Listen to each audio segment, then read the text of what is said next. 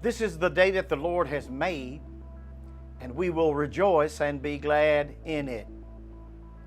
It is a great day to be alive. I am pleased and privileged to come and share with you these moments of devotion today. In Mark chapter 5, Jesus is on his way to heal Jairus' daughter.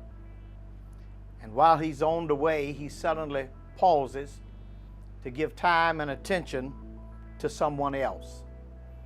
He was on his way to heal Jairus' daughter, but on the way he pauses to give time and attention to a woman in a crowd of people, and she has an issue of blood. He always stops to help while he's on the way. He's on his way to see about someone else, but on the way, he heals a woman who has an issue of blood. To suggest that we should all incorporate into our lives an on the way ministry. That whatever we're doing, whatever we're involved in, we should never become so busy that we can't stop and take time to give care and attention to someone else who is in need. He's surrounded by a crowd of people on his way to Jairus' house, but the Bible says that there was a woman in the crowd with an issue of blood. She's had this issue of blood for 12 years. She's gone from doctor to doctor to doctor.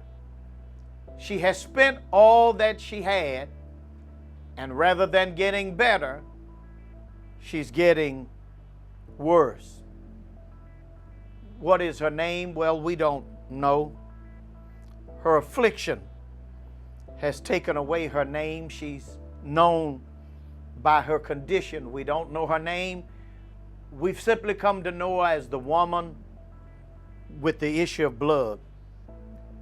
An issue is a situation or condition that is draining your life. So it begs to raise the question today, what is your issue? It may be a problem with your finances. It may be a problem with your health. It may be a problem with your marriage. It may be a problem with your emotions. It may be a problem with your job. The truth is, we all from time to time have situations and conditions that are draining our lives. Jesus is on his way to see about Jairus' daughter. There's a crowd gathered around, but within the crowd, there's this woman with this issue of blood. And as she's coming up from behind the master, she keeps saying to herself, if I could just touch the hem of his garment, I know I'll be made whole. Somewhere, somehow, someone had told her about Jesus. We don't know what all they told her, but they told her enough that when she heard Jesus was passing by, she got up, got dressed, and got out, and comes within this crowd, and all the while she's saying, if I can just touch the hem of his garment.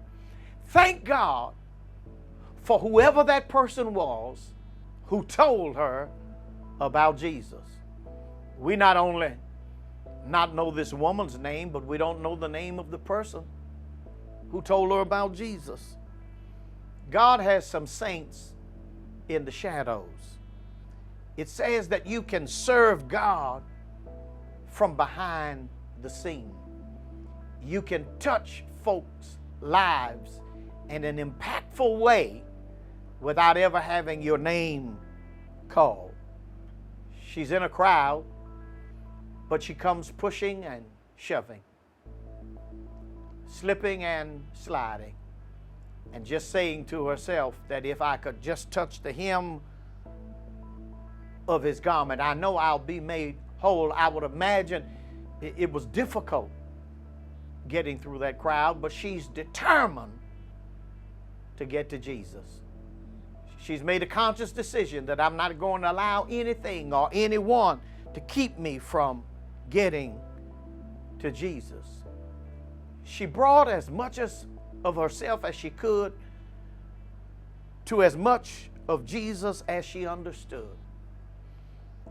Charles Spurgeon says this woman didn't have a whole lot of faith. She just had fingertips full of faith. It wasn't a whole lot, but it was enough to get her to Jesus. She reached her trembling hand out and touched him. And the moment she touched him, the Bible says her flow stopped. And the Bible says Jesus turns to the disciples and says, "Somebody touched me."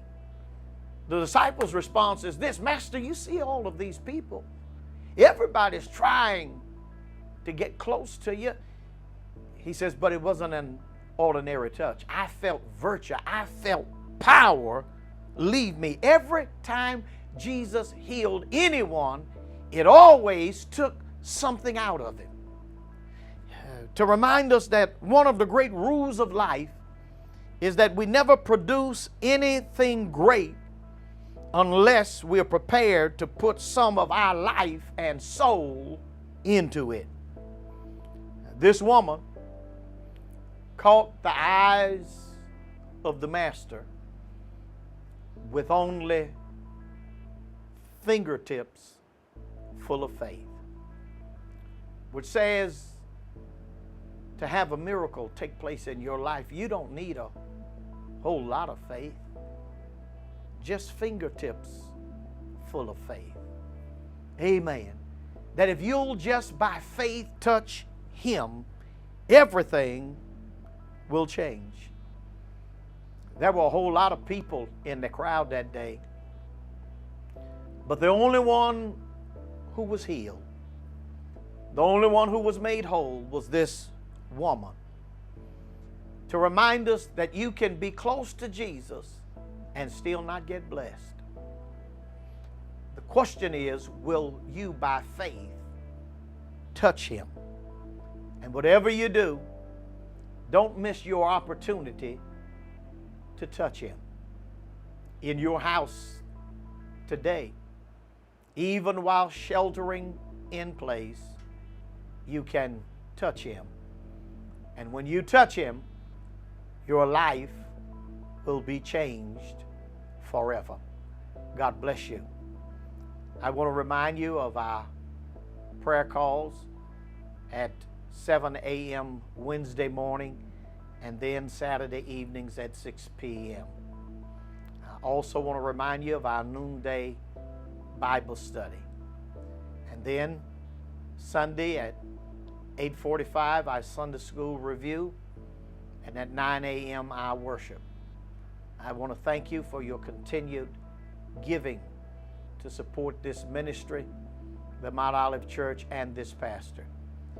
You may not be a member of the Mount Olive Church, but if this ministry is being a blessing in your life, we ask that you will sow a seed in this ministry. May the Lord bless you and may the Lord keep you, is our prayer.